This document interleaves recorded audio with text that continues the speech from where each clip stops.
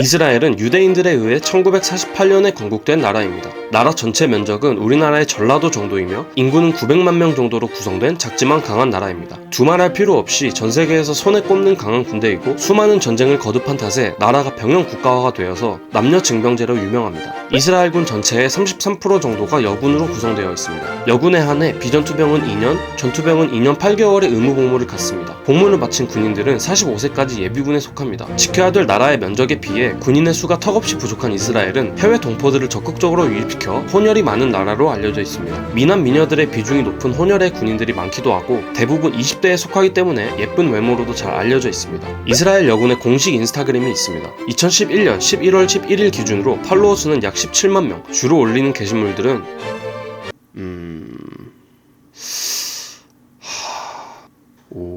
이스라엘 남군의 징집률은 대략 70% 정도이고 이스라엘 여군의 징집률은 무려 50%에 육박합니다. 하지만 징병제라고 하더라도 여군의 징집률이 50%밖에 안 되는 이유는 여성이 임신을 하거나 출산을 하게 되면 면제를 받거나 해외 유학 등을 이유로 징집을 무기한으로 연기할 수 있기 때문입니다. 그렇기 때문에 징병제의 특성상 우리나라처럼 병역을 기피하려는 현상들을 종종 볼 수 있습니다. 반면 자랑스러운 우리나라, 조선의 K군대는 징집률이 90%에 달한다고 합니다. 이러한 점을 보았을 때 징병제이긴 하지만 우리나라만큼 빡센 징병제는 아닐 것이라고 추측됩니다. 일과 이후에도 영유활동도 자유로운 편이고 전역 후에는 대학 학비에 쓸 수 있는 교육비 바우처를 지급하는 등 많은 혜택이 있습니다. 휴가를 나갈 때도 소총과 단독군장을 차고 나갑니다. 제4차 중동전 때 이스라엘 명절 기간으로 인해 대부분의 병력이 휴가를 나간 상황에서 기습을 당하여 피해가 컸던 경험에서 온 실용주의 정책입니다. 간혹 보면 총을 차고 있는 비키니 사진들을 주로 볼 수 있습니다. 영내 활동 중 흰 티셔츠의 착용이 금지되어 있습니다. 훈련 도중 땀을 흘리기가 쉬운데 티셔츠가 젖어 몸매가 드러나기 때문입니다. 이럴 경우 신체가 노출되기 쉽고 남자 군인들의 시선이 갈 수밖에 없기 때문이라고 합니다. 또한 잘 때를 제외하고는 브래지어를 벗지 못하게 되어 있습니다. 두 가지 이유가 있는데 첫 번째는 유사 상황 발생 시 브래지어를 착용하는 데 시간이 오래 걸리기 때문이고 두 번째는 남성에게 유혹적일 수 있기 때문이라고 합니다. 후자가 좀 더 설득력이 있는 것 같아 군복을 정갈하게 입어야 한다는 규정이 없습니다. 영해에서도 모자를 착용하지 않거나 사복과 섞어서 편하게 입고 다니는 경우를 자주 볼 수 있으며 군복의 디자인도 나쁜 편이 아니고 군인에 대한 자부심이 크기 때문에 군복에 대한 선호도도 매우 높다고 합니다.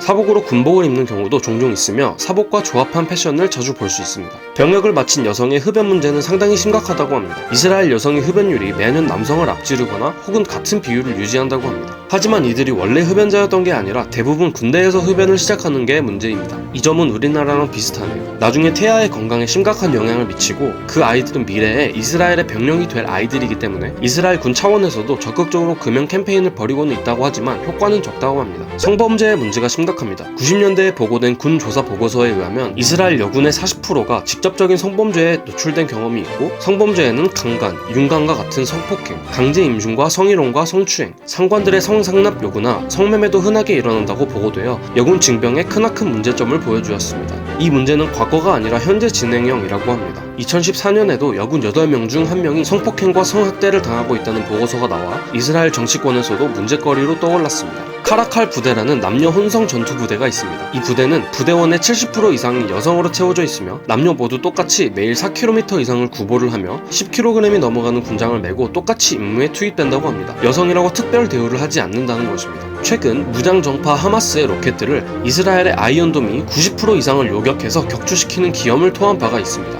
이 아이언돔에 배치된 인원 중 반 이상이 여군이라고 합니다. 한 예로 2011년 이집트 국경을 달리고 있던 이스라엘 버스에서 무장괴한이 총을 쐈고 승객 여러 명이 부상을 당하는 사건이 있었습니다. 당시 버스 안에는 19살의 의무병 아나스타샤 바그달로프라는 소녀가 있었는데 그녀는 옆자리에 앉은 남자의 어깨에서 피가 솟는 걸 보고 자신의 베레모로 지혈을 하고 다른 부상자들을 찾아가 자신의 브래지어를 직접 풀어 지혈을 하는 등 임기응변으로 여러 명을 구출한 사례가 있습니다. 심지어 아나스타샤 자신 또한 온몸에 유리파편이 박혀 움직이기 힘든 상태였다는 사실이 나중에 밝혀지기도 했습니다. 하지만 실제로 전쟁이 나면 여군들은 대부분 후방지역으로 배치된다고 합니다. 이 이유는 여성을 전투에 참여시키지 않기 위함이 아니라 여군이 포로로 잡혔을 경우 강간과 성추행에 대한 위협이 남성보다 높기 때문이라고 합니다. 실제로 여군이 전쟁에서 사살되거나 포로로 잡히는 상황이 오면 전군의 사기 저하와 트라우마가 훨씬 심하기 때문이라고 합니다. 한 예로 동료 여군이 적군에 의해 사살되자 남자 군인들이 이성을 상실하고 막무가내로 돌격을 하게 되는 일이 벌어졌습니다. 상관은 돌격 중단을 명령하였지만 눈이 뒤집혀버린 남자들은 이성을 잃고 돌격을 멈추지 갖추지 않았던 일도 있었습니다. 여성에 대한 보호 본능과 부성애 등등의 복잡한 감정이 전쟁 상황이라는 극적인 환경에서 남자들의 이성을 마비시킬 수 있는 확률이 높기 때문이라고 합니다. 최근 정치권을 비롯해서 우리나라에도 여성 징병제에 대한 목소리가 커지는 상황인데요. 이스라엘 여군을 비롯하여 다른 나라들의 사례를 보며 장단점을 확실히 인식하고 그 다음에 신중하게 고려해봐도 늦지 않다고 생각합니다. 영상 재미있게 보셨다면 좋아요와 구독 부탁드립니다.